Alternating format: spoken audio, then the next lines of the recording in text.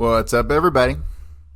Corey Hughes, Bloody History. We're back. Today we're going to do some more testimony. Testimony of Breck Wall. If you're not familiar with Breck Wall, he actually ended up becoming like a legendary Las Vegas show producer after he left his gig at the Adolphus Hotel and after he had done work with Jack Ruby at the Carousel Club. But not only did he do work with Jack Ruby at the Carousel Club, he lied to the Warren Commission. He lied about going to Galveston. He didn't go to Galveston. That's the official story, that he went to Galveston, and Jack Ruby, who was in Dallas, called him at the home of Thomas McKenna, a.k.a. Robert McEwen, okay? Jack Ruby's longtime friend down in Galveston, who was a close friend of Fidel Castro. So this is some more alibi phone call stuff going on. Allegedly, Breck Wall receives a call from Jack Ruby while he's at Thomas McKenna's house. Like, I think around, late at night, around midnight. Like, that Saturday night. Saturday going into Sunday, if I'm not mistaken. But it didn't happen the way that we're told. Not at all. Because it was, in my opinion, based on my brief research on this, and we'll go over this in more detail as we go through this testimony. Jack Ruby went to Galveston. Jack Ruby had to bring Andrew Jerome Blackman back to his boat. Therefore, he was there Saturday. He was also seen Saturday buying a gun at that store. Remember, we covered that in the first couple pages of the Jack Ruby FBI files. So, yes, this is some really important stuff. And honestly, I've kind of brushed over it in my research and presentations, but it's super important. It's super fucking important because this all has to do with what happened after the assassination. And those 2 days after the assassination, between the time that Oswald arrested at the Texas Theater and Oswald is then shot by Jack Ruby. Like, that time in between there is some fucking major shit going on. Espionage Central.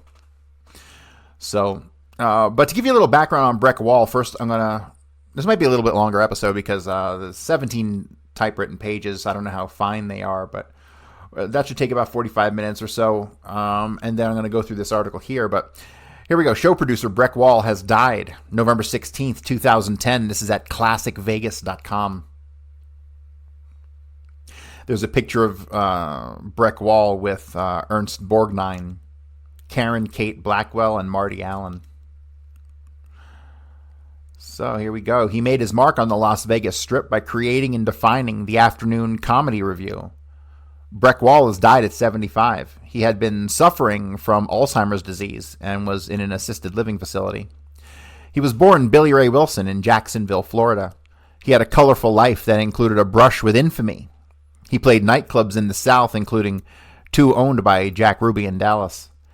He testified before the Presidential Committee investigating President Kennedy's assassination. In 1958, he created Bottoms Up after being inspired by the 1938 Broadway review Hell's a Poppin'. He arrived at Las Vegas in March of '64, and the Castaways Hotel was open to his ideas of a late-night comedy lounge review that incorporated old vaudeville routines with pop music, modern dancers, and blackout sketches. After a successful run, he hit upon the idea of an afternoon comedy review and moved the show to the Thunderbird. Bottoms Up had many homes, including the Aladdin, the Hacienda, the Mint, the Flamingo, the Sands, and perhaps its most successful residence, Caesar's Palace, where the cast was headed by Nancy Austin. Breck Wall was many things, but he never lost his love of showmanship, and his talent for surrounding himself with the best creative talent he could find helped change the afternoon lounge scene of classic Las Vegas. Reports are that he will be cremated. So Breck Wall was a somebody. He was a minor somebody, but he was a somebody nonetheless in Las Vegas. And before he became that somebody, which I'm sure in part was reward for what he did with Jack Ruby down in Galveston, right? But he went to go work as a Thunderbird, who was owned and operated at that time, 64 to 70, something like that. You're looking at Modalitz, right? Modalitz ran the Thunderbird. And prior to that, it was Meyer Lansky. Really, it's all the fucking mob. It doesn't matter who the fuck they say is running it. It's all the mob. And the mob is of course, Meyer Lansky. So let us begin. Testimony Breck Wall, Billy Ray Wilson. The testimony of Breck Wall was taken at 2:13 p.m. on August 5th, 1964 at the U.S. Post Office Building, 301 Stewart Street, Las Vegas, Nevada, by Mr. Arlen Specter, Assistant Counsel of the President's Commission. Mr. Specter made the record show that this deposition proceeding of the President's Commission on the assassination of President Kennedy is being taken at the U.S. Post Office Building, 301 Stewart Street, Las Vegas, Nevada. May the record further show it's now 2:13 p.m. Pacific time. Presents Mr. Breck Wall. Let me skip over the rest of the stuff.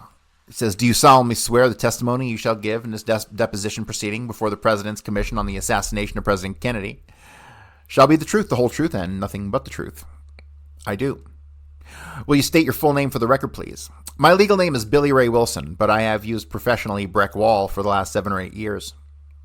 Mr. Wall, did you receive a letter of notification asking you to appear here today for your deposition? Yes. Did that letter contain within it executive order creating the President's Commission and a copy of the rules and regulations for taking of depositions by the President's Commission? Yes, sir. And you understand that if you wish, you may be represented by counsel here today, sir? Yes. Do you want to have an attorney with you? No, sir. When did you receive the letter? Monday night at home.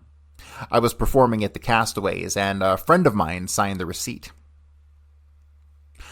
Under the regulations, you're entitled to 3 days' notice. Are you willing to proceed with this deposition today without having that notice? Yes, sir. What is your occupation or profession, Mr. Wall? Producer, performer. Where are you employed at the present time? At the Castaways in Las Vegas. What is the nature of your duties in connection with your employment at the Castaways? Well, I perform each night. I don't understand what you mean, really. What sort of performing do you do? Comedy, musical comedy. How long have you been engaged in that type of activity? About 6 years. And what was your occupation before you became an entertainer? College student. How old are you at the present time? 27. And what is your educational background? Well, I only had 1 year of college at the University of Texas. Where were you born? Jacksonville. And where did you live in a general way up to the present time? Well, I've lived in Freeport, Texas. That's where I was raised. In Dallas, New York, Jacksonville, Orlando, and here. When did you live in New York City? In 54 to 57. What was your occupation at that time? I worked as a doorman at Luchow's on 14th Street. When did you live at those various cities in Florida? In between, in the year 57 and 58, I came to Dallas in November of 1958, I believe. When was it specifically that you lived in Florida then? It was in the first part of 1958 and the latter part of 1957, I would say. And when did you live in Freeman, Texas? Freeport, Texas. Through school until I graduated in 1953. From high school? Yes, sir. Then you attended the University of Texas in Austin for a year? Yes, sir. And where did you live from 1954 until the time you went to New York City? Then New York City from Austin. Did you go directly from Austin to New York City? Yes, sir. Where did you go directly from New York City? To Jacksonville, Florida, where you lived for the balance of the time up until November of 1958. Right, sir. When you went to Dallas, Texas? Yes, sir. What did you do when you first went to Dallas in November of 1958? I was ill at the time, and I had to stay with the McKennas. I was sick at the time. And where do the McKennas live? Currently, they live in Galveston, Texas. They moved from Dallas. What are the first names of the McKennas? Thomas J. McKenna. And is there another McKenna? There are. You mean as far as children? You say you lived with the McKennas. I take it there was more than one McKenna, or was there only one? Mrs. McKenna and 3 children. How long did you stay with them following the time you joined them in November of 1958? Did he ever mention a first name of the woman? I don't think he did. And how long did you stay with them following the time you joined them in 58? Oh, about 2 months. Where did you next live? Can't think of the name of the street. In Dallas. I lived in Dallas. With others or by yourself? By myself. How did you happen to know the McKennas? When I was going to high school, I would spend the summer with my family, and they lived next door to my family. And when you spent the summer with your family who lived next door to the McKennas, was that in Dallas? No, sir, in Fort Worth. Whom did you live with when you went to school in Freeport? With my grandmother, who has since deceased. How long did you live in Dallas after November of 58? When I moved in November of 58 there, I stayed there until I just moved. When was it that you left? We left in January of 64 to go to Houston. When you say we, whom do you mean by that? The company, the show I'm in. Which show is that? Bottoms Up. How long were you in Houston then? We were in Houston for 12 weeks, and then from Houston we went out to Las Vegas. Do you know Jack Ruby? Yes, sir. When, to the best of your recollection, did you first meet Mr. Ruby? I would say it's about 3.5 years ago. Let me see, what year is this there? This is in 60, I think 65. So we're talking like 61 and a half. So when you met him. What were the circumstances of your becoming acquainted with him? We were having financial trouble at a club we owned called the Playbill. When you say we, whom do you mean? Joe Peterson, my partner. I think, and I'm going to have to dig into this, Joe Peterson might be the same Niles Peterson, Niles Lefty Peterson, the basketball player. But that needs to be dug into a little bit. We needed a place to go do a show. Jack Ruby offered a very lucrative offer to play his new club. It was then called the Sovereign Club, which later became the Carousel. Now, what was the nature of the lucrative offer that Mr. Ruby made you? Well, I think he was going to pay us, I'm not sure, $125 a week, plus we were on a small percentage of the club. How long did you play for Mr. Ruby at the Sovereign Club? I'd say about 8 weeks, maybe less. What happened, if anything, to terminate that arrangement? We got into an argument over a contract I had signed stating that I would perform the show for one night for around $2,200. What were you supposed to perform for one night? Bottoms Up. For whom? I don't recall the name of the organization. It was a nurses' organization. Where was the show supposed to be formed? In the ballroom of the Hotel Adolphus. What was the nature of your disagreement with Mr. Ruby? He was in a financial bind because the show wasn't working out like he thought, and we were in a financial bind and needed the money, and he would let us do it only if we would give him half. We couldn't because we couldn't. What do you mean we? You still mean Joe Peterson and you? Yes, and we called in the union man of our performing arts called AGVA. What is that an abbreviation of? It's the American Guild of Variety Artists. And the AGVA man sided with Jack, and we got into an argument wherein Jack punched Joe in the mouth and broke off a tooth. Joe Peterson, that is? Yes, sir. And we left that night. I might also add in the record that the name of the man representing our union's name was James Dolan, who was arrested later, some months later, by the FBI. On what charge, do you know? Yes, sir. As far as I know, he was running some sort of bingo game or something illegal in Louisiana. You see, that's the mob connection to the AGVA right there, is through James Dolan. They have it spelled D-O-L-E-N, but it's really D-O-L-A-N. And James Dolan also happened to have a place in Oak Cliff. So, Jim, pull everything on James or Jim Dolan, please. D-O-L-A-N, it should be. On what charge do you know? Yes, sir. As far as I know, he was running some sort of bingo game or something illegal in Louisiana, which means he was connected to Marcello also, right? As well as Joe Savello. He was connected to Joe Savello and those guys. Did you perform that show Bottoms Up? No, sir. Jack Ruby and Jim Dolan took the show over and made our kids perform the show. Was the same troupe then performing the show except for you and Mr. Peterson? The only one we have now with us is that did the show with us over at the Adolphus that particular night is Bill Fanning, who was in our show. After that 8-week connection with Mr. Ruby, what later association, if any, did you have with him? Well, I didn't speak to Jack for about, I would say, around 6 months, but he and Mr. Peterson became good friends again, and because they have the type of personalities that flare up and forget, and I don't, I have a mind like an elephant, and they started speaking, so therefore I started speaking and going back to the club, which he changed into a stripper club called the Carousel. Did you ever work with Mr. Ruby again? No, sir. Then from that time on, you knew him as a friend and acquaintance in the Dallas area. Right. What was your occupation from the time you left Mr. Ruby's until you left Dallas in January of 64? Well, we reopened the Playbill Club for about 4 months, and then we went back to the Maple Theater, did a show for about 6 weeks called Mr. Wonderful, then back to the Adolphus Hotel where we stayed. What did you do at the Adolphus Hotel?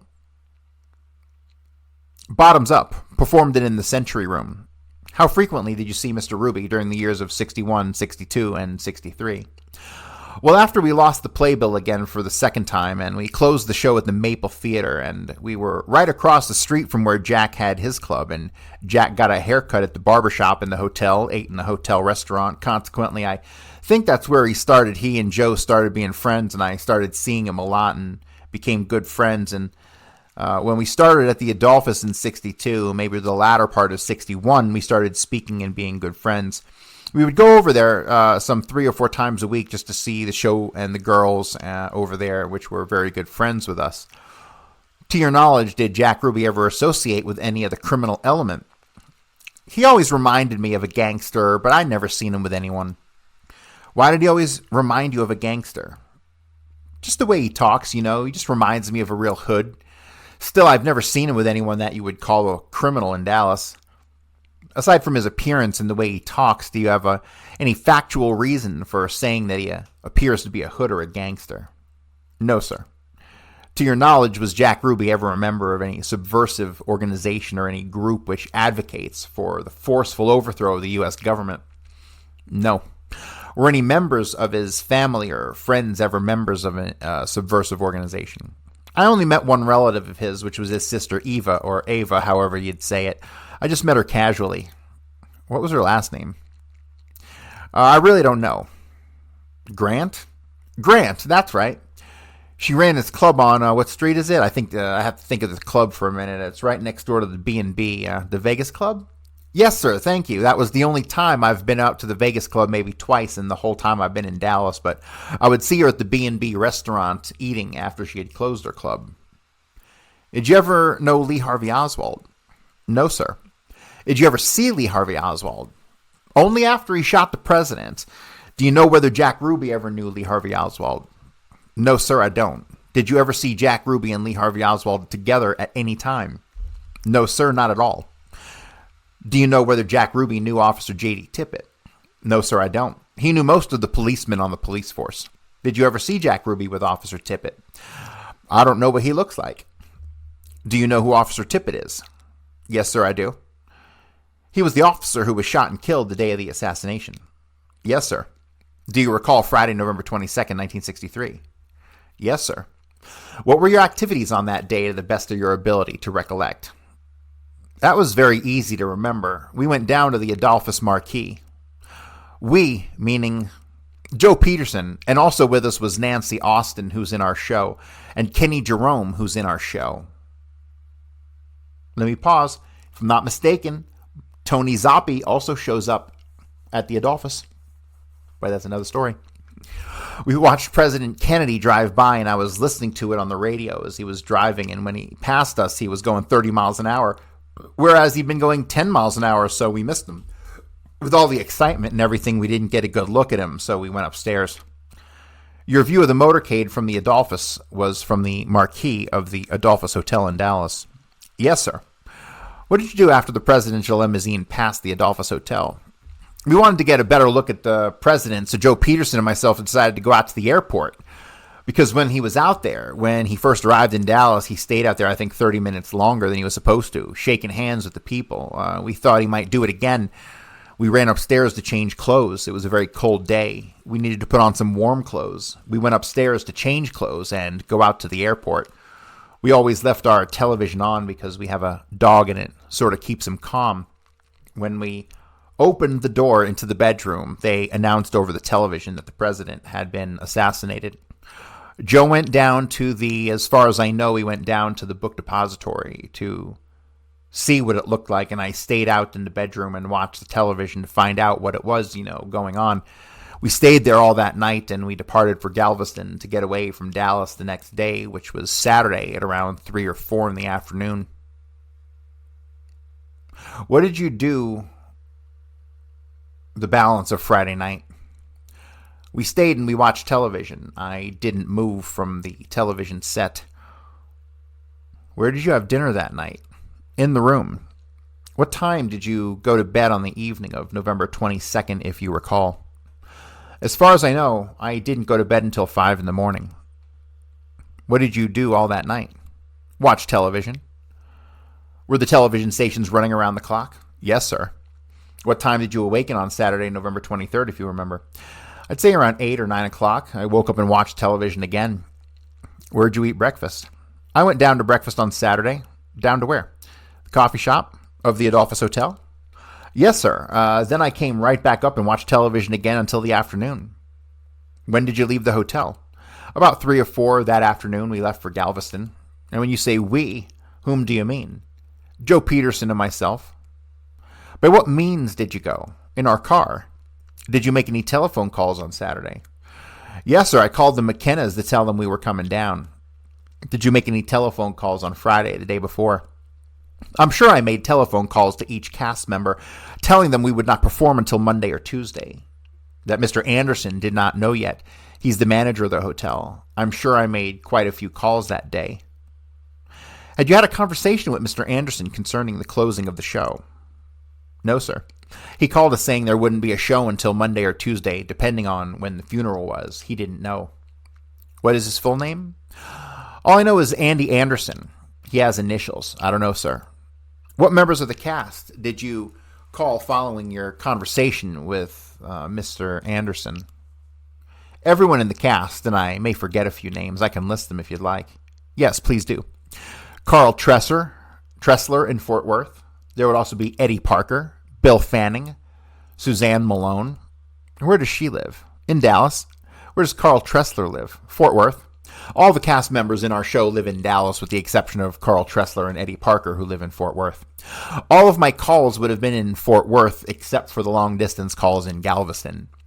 We have had so many castings, I really can't remember the rest of the people we had in our show. Possibly I made calls to Hazel Rip, R-I-P-P-E, if she was still in the show.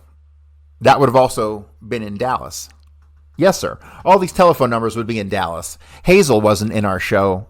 There's another phone number in Fort Worth. It was of a girl dancer in our show by the name of Rena Huradecki, who was a friend of Carl Tressler's. So therefore, I might have given a message to call Rena because I couldn't get her at home that particular time. But if I had any calls to Fort Worth, it would be to Rena also.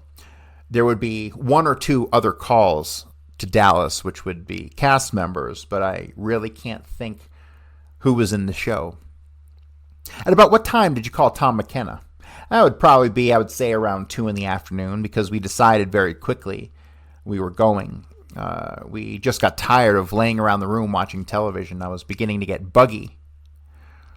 Could you have called him as late as 5:30 that afternoon? Yes, sir, it could have been. Okay, hang on a second. All right, here we go. Dun, dun, dun. All right, so he goes, what time did you call Thomas McKenna? And he goes, it would probably be, I would say, around 2 in the afternoon, because we decided very quickly we were going. We just got tired of laying around the room and watching television. I was beginning to get buggy. So he's saying that he called Thomas McKenna at 2 in the afternoon because they just were wanting to get the hell out of there because they were antsy, right? What does Spector say? Arlen Spector says, could you have called him as late as 5:30 that afternoon? Right? That's 3.5 hours later. And he goes, yes, sir, it could have been. See, he's full of shit. He's full of shit. You see, this guy did not go to Galveston. Jack Ruby was in Galveston. And he goes, yes, sir, it could have been. Spector goes, what did you do then with the balance of the afternoon? Watch television. Did you watch television all the time up until the point when you left to go to Galveston? Yes, sir. What time did you arrive in Galveston? It would be 11 o'clock. Somewhere around 11 o'clock. So here's the problem.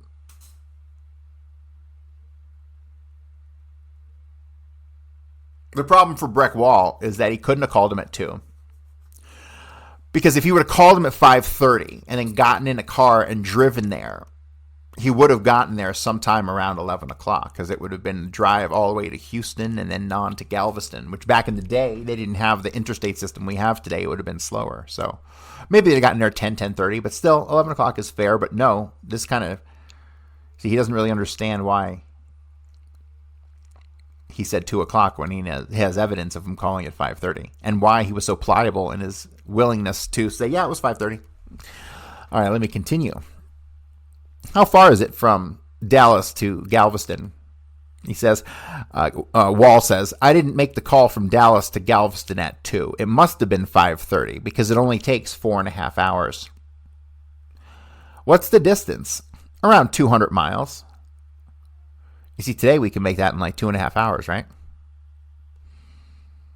Maybe 3 tops. Did you make any stops en route? Only for gas. Where'd you have dinner? Oh, we didn't have dinner. We don't ever eat when we drive to Galveston. Just go straight on down. Did you eat when you arrived at Galveston? Yes, sir. We ate at the McKenna's. What did you do after arriving in Galveston that night? Well, just as nearly as quickly as we arrived is when we got a telephone call from Jack Ruby. After I talked to him, we sat and visited and then went to bed. This is the phone call that I'm talking about. How long did the telephone call from Mr. Ruby last? I would say it couldn't have been more than only 5 minutes, maybe 3.5 minutes. State as precisely as you can recollect exactly what Jack Ruby said to you and what you said to him during that telephone call. Well, he was having trouble with the union. The AGVA and I had been elected the president of the council, newly elected president, and we had not even a meeting yet, but I can't remember. He was having some sort of problems with his girls, and the union was going to make him do something which I didn't think was right. I told him I would help him out and make sure his case was presented correctly. What was the union trying to make him do?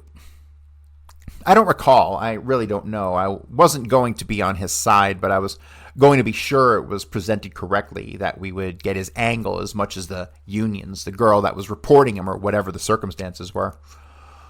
Were you friends with Mr. Ruby at this time?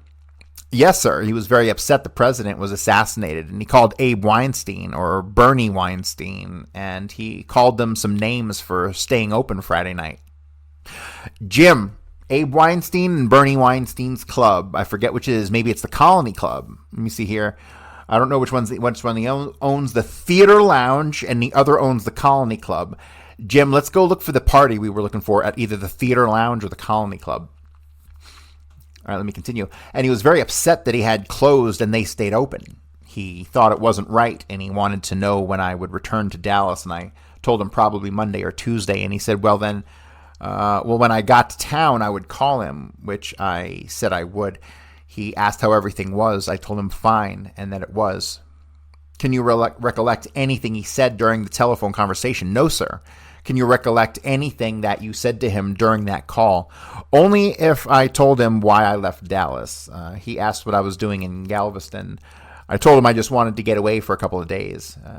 Did he mention Lee Harvey Oswald in that telephone call? No, sir, not at all.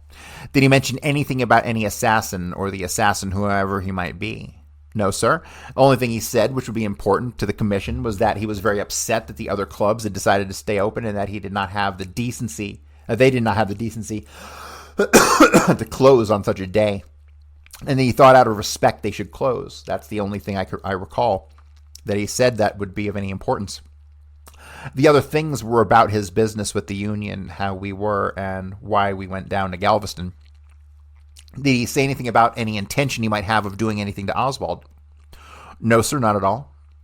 Prior to that telephone call on the night of November 23rd, when was the last time you had talked to Ruby before that?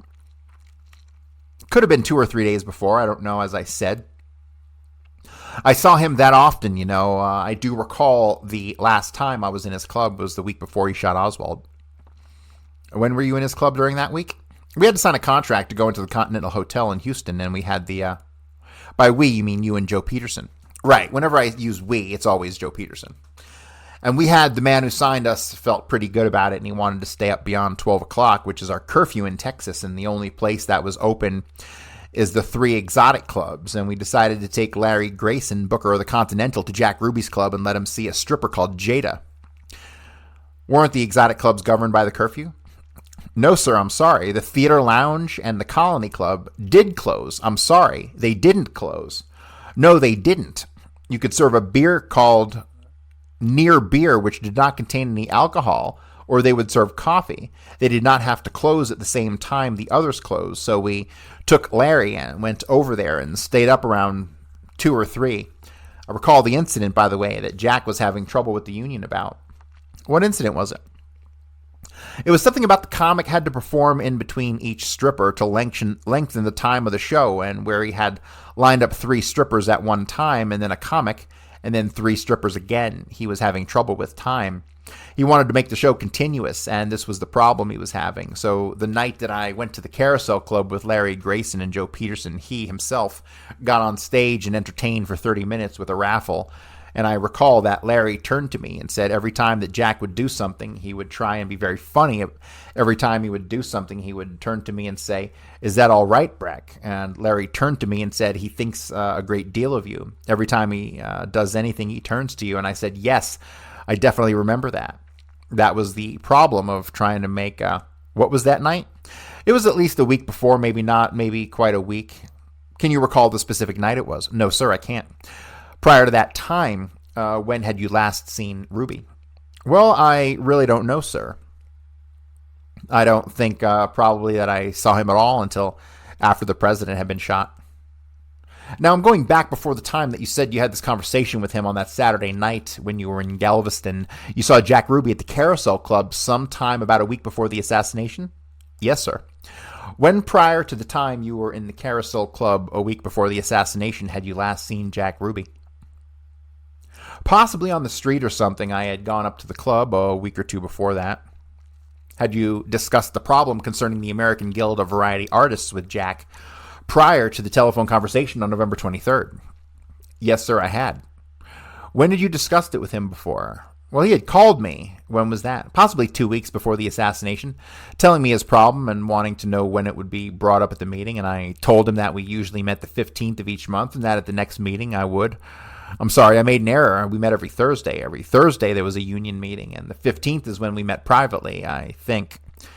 Do you have an official capacity with the union, that is? Were you an officer? Well, I was an officer as being elected the president of the interunion.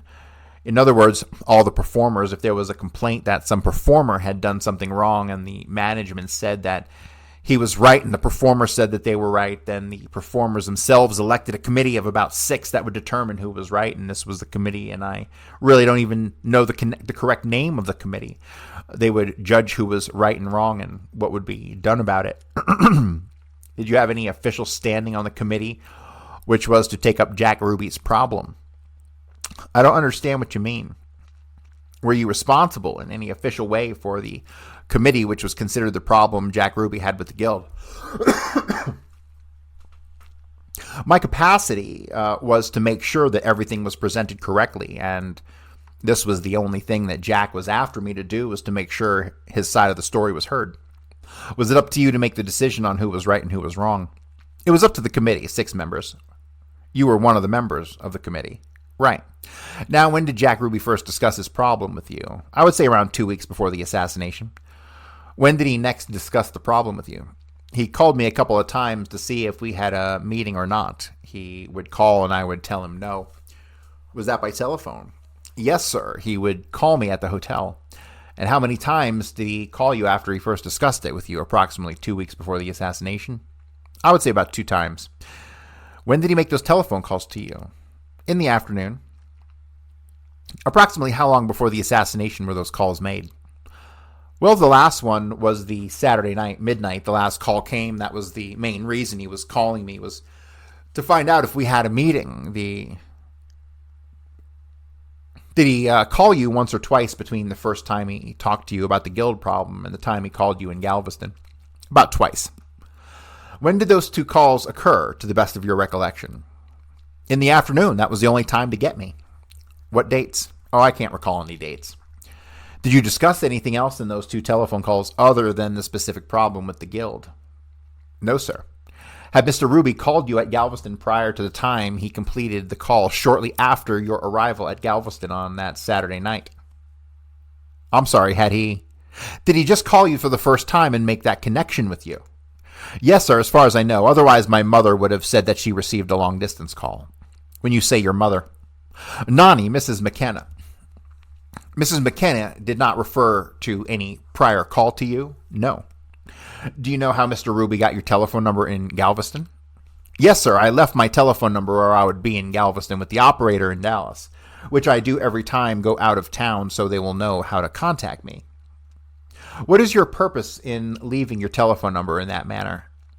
Well, I get quite a few calls, and the main reason I left it was because Mr. Anderson, who was the manager of the hotel, hadn't decided what day to come back to work, Monday or Tuesday. Therefore, I needed to know, so therefore I left the telephone number. After you completed your telephone conversation with Jack Ruby that Saturday night, November 23rd, what did you do next? As far as I can remember, I had a sandwich and visited with the folks for about 45 minutes, then went to bed because I was kind of tired. At what time did you awaken on Sunday morning, November 24th? I don't know the precise time. I do know it was about, it couldn't have been more than 10 minutes before Jack shot Oswald, because I had just gotten up and walked into the bedroom, and I was watching it in the folks' bedroom, or so whatever the time Jack shot Oswald, I was only up 10 minutes beforehand. What, if anything, did you observe on the television screen at the time? Nothing at all to relate it was Jack. Did you know it was Jack at the time you saw the shooting of Oswald? No, sir. What part of the man did you see on the television screen? Well, it all happened so quickly I didn't see anything except I understood that Jack had been shot. Understood who had been shot? I'm sorry, that Oswald had been shot, and that I watched in the interview with the policeman saying he knew who it was but could not say publicly who it was. We waited around, and I would say within a matter of 15 minutes they announced who it was. Seems to me that quickly. And who did they announce that it was? Jack Ruby, owner of a strip club called the Carousel. What was your reaction, if any, to that? Well, it was a shock. That's all I can say. It was a real shock. What did you do for the balance of that Sunday afternoon? Well, I would say within 30 minutes to an hour, we received a call from the Washington Post representative, who I believe was in Dallas at the time. How did that representative of the Washington Post happen to call you? I have no idea. Do you know what his name was? No, sir, I don't.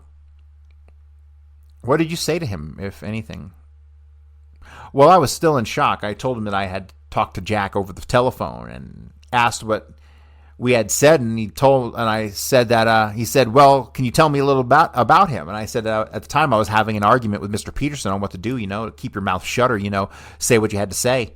What was Mr. Peterson's view? He said to keep my mouth shut. He did not want to get involved in any way, and that the right people would come to us, and for us to not say anything. So, what was your view about that subject? Well, I didn't know. I don't know. I can't remember. I would say mine was the same way. I was kind of scared, to be honest. Why were you scared? Just when people start calling you long distance, you get scared. You don't want to get involved in anything, particularly if you didn't have anything to do with it. Then the next telephone call we got was from Dick Hitt, who is a columnist for the Dallas Times-Herald, who I knew was a very close friend. Had you known Mr. Hitt before that telephone call? Oh, yes, ever since I'd been in Dallas. What did Mr. Hitt say to you? He wanted to know about his editor, or someone about Jack, to find out what kind of person he was and everything. Did you talk to this editor? We did, but very coldly. Joe talked to the editor. Did you talk to him? I talked to Dick Hitt, but remember when they called back, the man said, Dick Hitt said for me to call you. Joe got on the phone and said, no, I don't know anything. I have a correction to make. The first call that we got was received from Dallas Morning News. The second we got was from the Washington Post, and the last call we got was from Dick Hitt. Who called you from the Dallas Morning News? I would say right now, as far as I can remember, it was Hugh Ainsworth, because he also knew I was a good friend of Jack's. What was the content of the conversation between you and Mr. Ainsworth? The conversation was that Jack had called me, and Hugh and I were good speaking friends, not close friends, but we had talked a great deal, of course, this being the first person I had talked to also knew Jack, we were just in a conversation. I told him, yes, I'd received a call.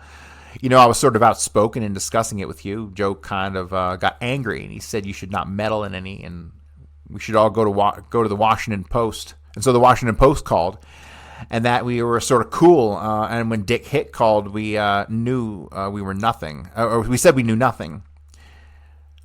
Did you receive any other telephone calls? No, sir. Did you make any other telephone calls on that Sunday? Yes, sir. Whom did you call? I called Nancy Austin, who's a performer in our show, to find out how to get hold of Phil Burleson. Who was Phil Burleson? He was my attorney. How long had he been your attorney? Since I arrived in Dallas. And what was the purpose of your wanting to get Mr. Burleson's telephone number? Well, Phil also knew Jack, and I wanted to see if he was going to represent Jack, or if he could, or wanted to, or see if he could get in to see Jack to see what was going on. Why'd you do that? Well, as I say, I was in shock. I was upset because I liked Jack very much. He's been a very good friend of ours, even with our ups and downs, just to make sure everything was all right, to find out what was going on. Had anybody requested you contact an attorney on behalf of Jack Ruby? No, sir. That thought came to you on your own initiative? Yes. Did you discuss it with Mr. Peterson? Yes, I think so. What did Mr. Peterson say about that telephone call?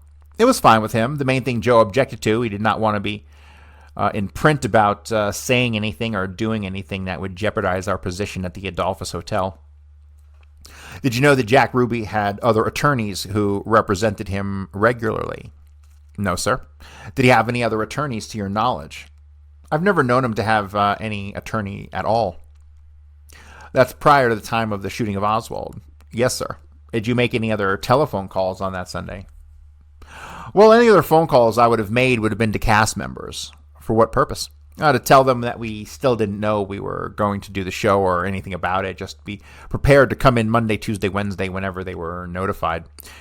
Do you recall any other specific calls you made on that Sunday, November 24th? No, sir. What did you do with the balance of the day? Watch television. What time did you go to sleep that night? Oh, it was very late. Where did you have supper? In the house. Did you leave the house at all that Sunday? No, sir, I didn't go out at all. What time did you arise on the following Monday? I would say Monday night. To be honest with you, I don't know what time I arrived back. Or what time did you... See, it says arise, but I think they meant arrive on the following Wednesday. I don't know what time I arrived back. I don't know if we performed Monday or Tuesday. From all recollection, it was Tuesday we performed. I don't know. It could have been Tuesday afternoon we got back. When did you go back to Dallas? I don't remember, sir, now what day it was we left. Have you seen Jack Ruby after the shooting of Oswald? Yes, sir. When did you see him? It was the first Saturday or the second Saturday after the assassination. I was in the hotel room watching the football game, and it was in the afternoon, and Sheriff Bill Decker called me and said that Jack was very depressed and needed some cheering up and wanted to know if I would come down, so I went down. How long after Sheriff Decker's call did you arrive at the jail? I would say between half an hour and 45 minutes. How long did you stay at the jail? I would say 20 minutes, maybe. State as specifically as you can recollect the nature of your conversation with Jack Ruby, indicating what he said to you and what you said to him. Well, I wasn't the only person there. There were two other people there. One man I don't know. I haven't seen him around before. The other man was, I'm sure you have it in your records, he was the partner of Jack in the club who tried to run it after Jack had shot Oswald. I can't think of the man's name. Do you recall either the first name of either of those men? No, sir, I don't. I know them by face.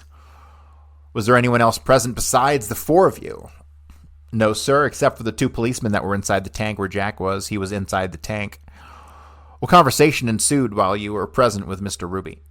Well, the main thing Jack brought out was he thought himself correct in shooting Oswald. For what reason? As far as I can remember, he didn't give a reason. He just said, I was right in doing it. Did anyone disagree with him? Nope. Why not? Well, they just didn't say anything against him. I can't remember the incident too well. I do know that Jack was very upset, and the two men on the outside didn't argue with him at all in anything that he said, and they said they wouldn't. I remember them making the comment to each other. They just weren't going to upset him, and whatever he said, they would just nod and agree with. They weren't going to get him upset. What'd you say to Jack, if anything? Well, I talked to him about Phil. Phil who? Burleson. I was wondering if Phil came up to see you, and I asked him to come up, and if you can get him to represent you, you're one of the attorneys and everything. I think it would be very good to get for you, since he was at one time the assistant district attorney. I said, I think it would be good for you. He's very honest, very above board. And Jack said, yes, he came to see me, and I think he would do well, and I would like to use him if I can. Then I asked him how they were treating him in jail, and he said how nice they were to him, and he asked me what I was doing. I told him I was watching the football game, and Sheriff Decker said I could come down and see him. Then he asked me specifically, did I want to get involved in the case in any way or something like that. And I told him under the circumstances, please don't ever use our name or anything. It's not that I didn't like him. It was just that it might ruin our careers that we worked very hard for. He gave me his word he would never use us, say anything about us in any publication or anything. This is very true. While we were in Houston, he needed money and wrote an article for a series of newspapers, and he stated in the article towards the end he made a call to Joe Federer and Breck, which I thought was very nice of him, and all the other circumstances in the article that I could see he used the names of the people. Joe Federer was really Joe Peterson? Yes. And Breck really you? Yes. Can you recollect anything more about the conversation that you had on the Saturday you refer to? No. It was the first time I'd seen him since the assassination, and it was just, kind of strange meeting. There wasn't any fun in it at all, like laughs. Sheriff Decker told me he wanted to be cheered up. It was nothing like that at all. It was a very sad thing. Have you ever seen Jack Ruby since? No, sir. I've gotten a few letters from Jack. How many? I'd say about 3. Where did he write to you? From the jail? And where do you think you were when you received those letters? I think I received 2 in Dallas, and I would say 1 in Houston, and they were very simple letters, just how he was feeling and, what he was doing.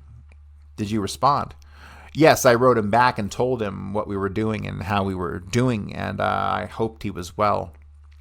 How many times did you write to him? Maybe 3 or 4 times, I don't know.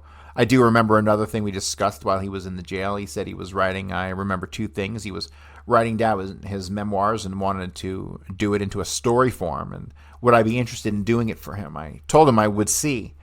And the other thing he mentioned to me is he had received a lot of telegrams and letters from all over the country saying he was correct in doing what he did, or he was wrong in doing what he did, or whatever it was. He was getting so many, and he had no way of writing them back. He wanted to thank each and every one for writing to him and wanted to know if I would correspond with them on behalf of him, and that is when I said I would rather not get involved in any way, and you can understand why. And he said, yes, I do. Have you had any other contacts with Jack Ruby after November 24th of 63? Only through corresponding letters. You've now mentioned all the contacts you've had with him. Yes, sir. Going back to November 21st. I have one. I'm sorry, I do have one. As I said, Phil Burleson is Joe's and my attorney, and therefore I'd go see Phil every once in a while just to give Jack a message of hello and that we were thinking of him and to see how he was. We were all right and everything. I did ask Phil to do this for me. Every once in a while he would. Have you now related all of your contacts you've had with Ruby since November 24th? Yes, sir. Going back to November 21st, the day before the assassination in 63, did you have occasion to talk to Jack by telephone to Tom McKenna on that day? Talk by telephone to Tom McKenna that day. The day before the assassination? No, sir. Not at all, unless it was about football. I'm a football fanatic. It was the day before. This would be Thursday, right? Would it refresh your recollection if I said you had a telephone call with him about 6:50 on that day? No, sir, it wouldn't, because I call him quite frequently. I just made a telephone call to him the day before yesterday, unless it was just to say hello and everything. We did not decide to go down to Galveston until afternoon, the day after the assassination. Note how he just doesn't remember this conversation. This, I think, is extremely important and very telling that he called him the day before the assassination. And he doesn't remember it. And why doesn't he remember it? I think because he didn't make that call. I think Jack Ruby made that call. I think Jack Ruby had access to Breck place. I think who was staying at the Adolphus. And I think Jack Ruby used Breck place to do business often in that time period. Make phone calls and whatnot for various things that he could, just for plausible deniability, right? So I believe those phone calls were made by Jack Ruby himself the day before the assassination. All right, so Breck says, no, sir, it wouldn't, because I call him quite frequently. I just made a telephone call him the day before yesterday, unless it was to say hello and everything. Spectre says, how long have you known Edward Parker of Fort Worth? Eddie Parker came to work for us for Bottoms Up at the Adolphus, and he would help in costume changes and setting up the props. We had a portable stage, which he would set up and get everything ready before the show would start. That would be about a year and a half, but We performed at the Playbill Club. We performed a show which he also helped us called Razzmatazz was the name of the show. Do you recall telephoning him on October 1st, 3rd, and 4th, 1963? No, sir. I would call him in respect to the show. The only reason I would have anything to do with him would be to tell him whether we would do a television show, needed him there, and needed Carl Tressler, who was in our show. They're roommates. Anytime I would call them, there would be in reference to the show. You already mentioned you called them on November 22nd to tell them probably the show had been canceled. At about what time was that call made, if you recall? Well, I'd say around 1 or 2, as soon as Mr. Anderson told us we would not perform that night or Saturday. Could it have been as late as 6 that evening? Yes, sir. It could have been, as I was going out of town to tell them I was leaving and would be in Galveston if they needed to get a hold of me to call the operator. But you didn't go to Galveston on Friday, November 22nd, did you? No, sir. That was just to tell them we were not going to do a show that night. Do you know Patricia Farmer? No, sir. How about Clarence Voigt? No, sir. What relatives, if any, does Tom McKenna have in Dallas? The only one that would be there would be his son, who's 18 years of age, George McKenna, who was working on a construction job at the Republican National Bank. Do you know R.D. Matthews? No, sir. You know whether Jack Ruby knew anybody by the name of R.D. Matthews? Only if that was the man I couldn't think of in the previous statement. I said I knew their faces, but not their names, but the name doesn't ring a bell at all. Do you know anything about Jack Ruby's trip to Cuba? I never heard of anything like that. Do you know anybody by the name of Henry Atchison? Atcheson? No, sir. Jim, let's pull everything on Henry Atchison. No, sir. Did you make any telephone calls from the Adolphus Hotel to anyone in Canada during March of 64? I can't recall ever calling Canada. As I stated to you before, the only one that I ever knew in Canada was Kay Sutton, who was a performer in our show who was somewhere in Canada. Do you know James F. Mahon, M-A-H-O-N? Yes, sir. He's my attorney, too. Did you make a call to him on November 23rd? That's Saturday after the assassination.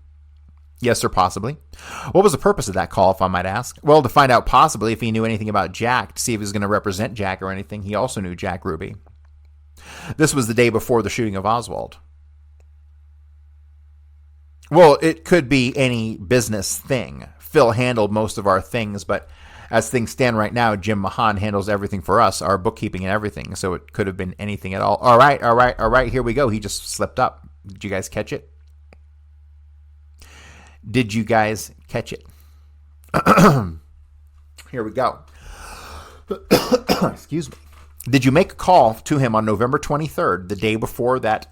Remember, this is the day before that he shoots Oswald. That's a Saturday after the assassination. And Mr. Breck Wall says, yes, sir, possibly.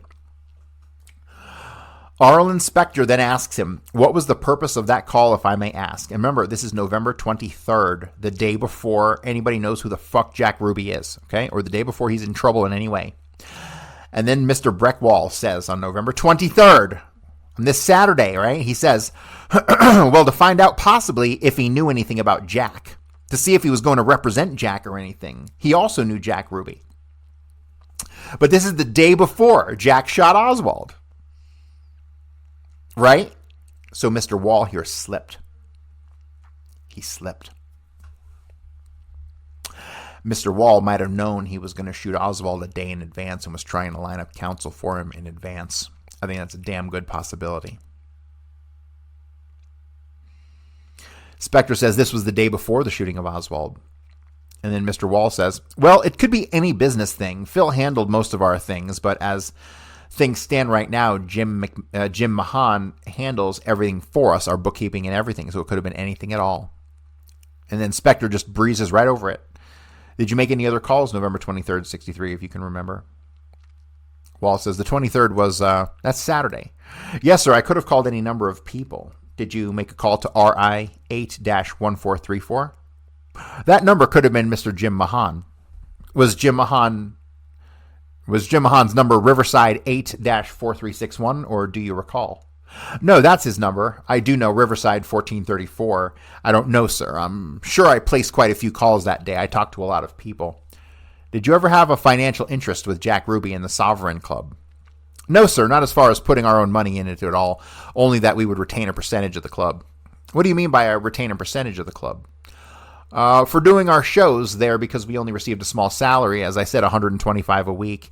He said he would give us a portion of the club, meaning a portion of the gross receipts or a portion of the net receipts. A percentage of the club, period. Half ownership? Yes, sir. Was that ever formalized into a written contract? As far as I know, it was, sir, but I don't remember where the papers are. I think they were destroyed in the fire at the Playbill Club. Did you ever get such an interest in the Sovereign Club? No, sir. Notice how they completely changed the conversation, right? Have you ever been interviewed by the FBI or any other federal agency regarding your connection to Jack Ruby? I've never been called into an office and interviewed at all. Possibly there were some men who came by and asked me a few questions, but I can't remember it. These people have the worst memories of all time, don't they? It was that vague. I do know Joe Peterson was interviewed by some representatives of the FBI. Do you think you may have been interviewed by the FBI, but you're not sure? Yes, sir. How the fuck are you not sure you've been interviewed by the FBI? Give me a break. Did you ever tell the FBI anything about Ruby's telephone call on the night of November 23rd to you in Galveston? Yes, sir. If they interviewed me, I definitely told them about it because it was very important. But you're just not sure whether or not they interviewed you. Well, I'll tell you, things happen so fast. I definitely remember Joe came back and said, 2 representatives want to talk to you, but I don't remember ever talking to them. You don't have any specific recollection of ever talking to them or telling them about the telephone call from Jack Ruby on Saturday, November 23rd? No, sir. Mr. Wall, did you and I have a brief interview before this deposition started today? Yes, sir. And during the course of that interview, did I ask you the outline of the questions which we've covered here today on the record? Yes, sir. And were your answers the same as you told me here this afternoon? Yes, sir. Do you have anything you'd like to add that would be helpful to the President's Commission? He says, well, the only thing I got stated before you is previously that I said Jack and Joe got into a fight when he blew his stack, but then on the other hand, there was a time that we needed $300 very desperately, and Jack, in a matter of 10 minutes, went over and got a loan on his car for us. And so that man does have feelings, and he can flare up in 5 minutes and then forget about it, you know, and I can't, but he's one of the type of persons who can, and you never know what he's going to do next. Do you know Ralph Paul? That was the name of a gentleman who was visiting Jack at the same time, and I could not remember. Aside from that time in the jail, have you ever talked to Ralph Paul? Very little, very little. Jack at one time has taken Joe and I to a bowling alley. I remember Ralph Paul was along and took us for breakfast. We bowled a game, and I still didn't say 7 or 8 words to the man. I was very friendly, but I still didn't say anything to him.